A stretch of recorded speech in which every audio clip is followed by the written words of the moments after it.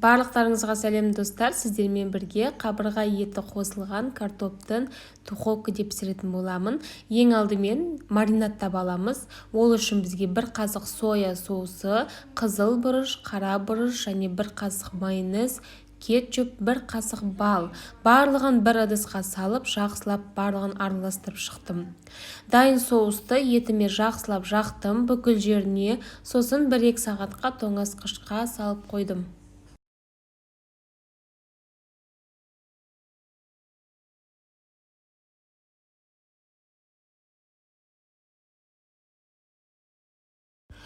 Төрт дана картопты бөлек ыдысқа кесіп салып қойдым. 1 дана чеснок, 1 дана пияз және 1 дана сәбізді де кесіп дайындап қойдым.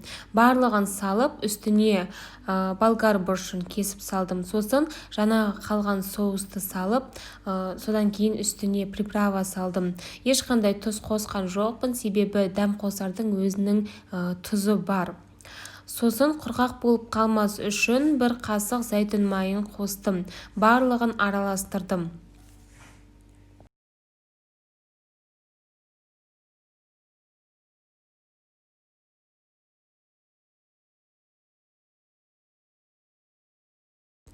Үстіне етті салып, қабырғаны салдым. Осы жерде қабырғаны бөліп салсаңыздар да болады. Мен бөлген жоқпын, өзіме осылай ыңғайлы болды.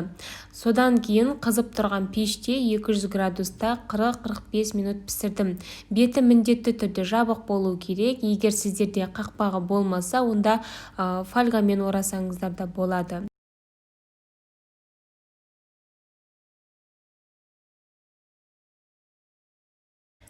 Біздің кешкі асымыз немесе түскі асымыз дайын болды.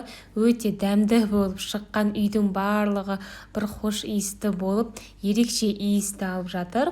Менімен бірге болып, видеоны соңына дейін көргендеріңізге рахмет айтамын. Ең бастысы махаббатпен дайындаңыздар, сонда сіздерде барлығы болады. Сіздермен болған Гүлназ, назарларыңызға рахмет.